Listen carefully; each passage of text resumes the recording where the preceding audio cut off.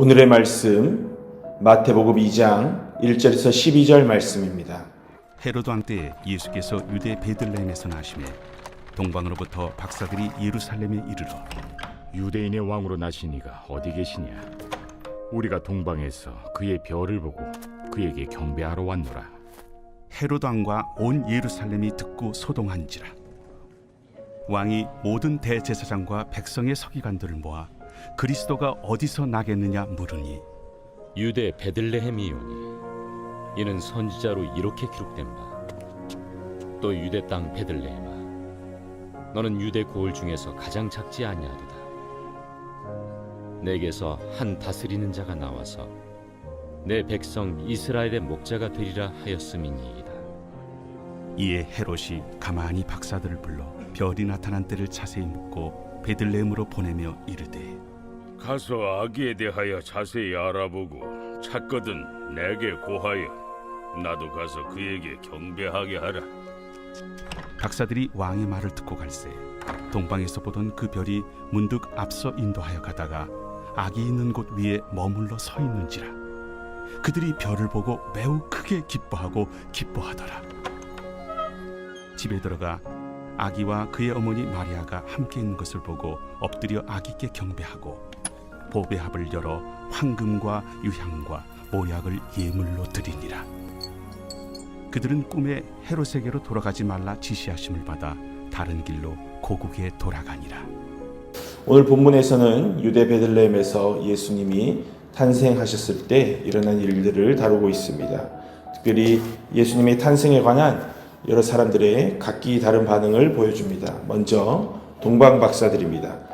그들은 별을 보고 동방에서부터 유대인의 왕으로 나신 이를 찾아 예루살렘까지 이릅니다. 아마도 유대인의 왕을 왕가에서 찾으려고 했던 것 같습니다. 그들은 헤롯의 도움으로 베들레헴으로 향합니다. 그리고 마침내 별이 멈춘 것을 보고 무척이나 크게 기뻐합니다.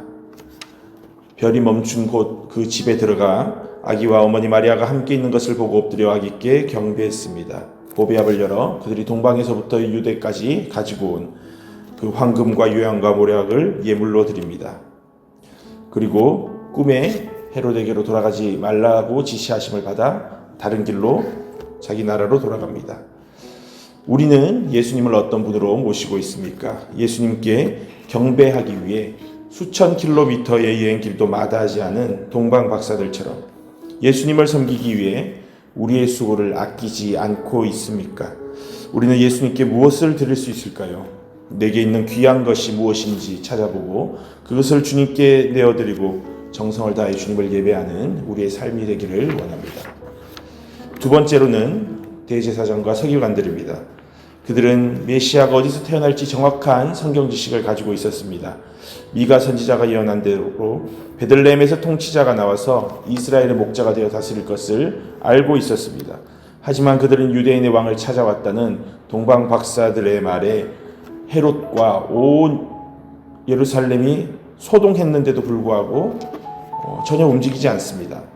대제사장과 서기관들이 판단하기에 아직 메시아의 때가 아니었다고 여겼는지도 모릅니다. 아니면 그들이 가지고 있는 그 기득권을 놓치지 않으려고 했을 수도 있습니다.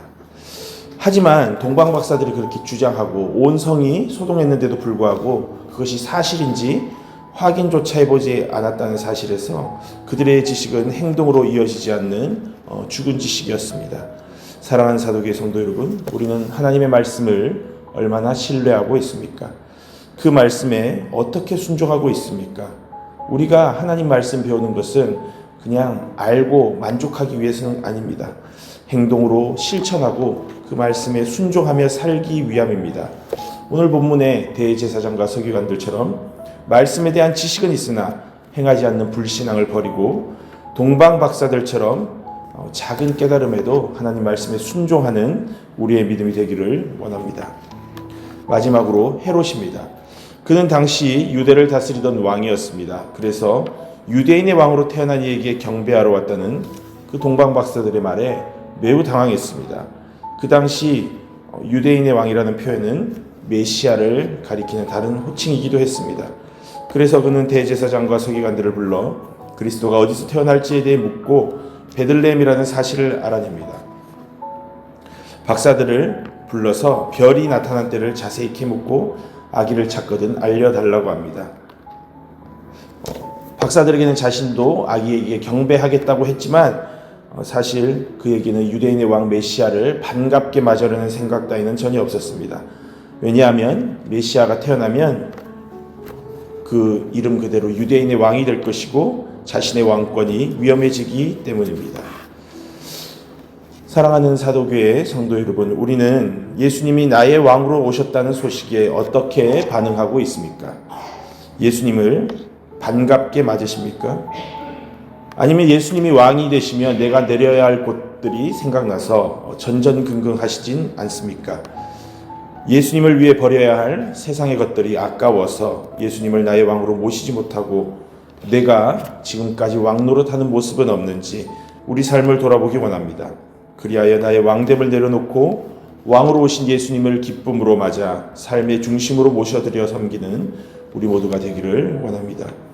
오늘 본문의 말씀을 붙잡고 예수님을 왕으로 모시고 예수님께 가장 귀한 것을 드리며 예수님의 말씀에 순종하여 예수님을 섬기기 위해 수고와 헌신을 다하는 우리 모두가 되기를 간절히 소망합니다.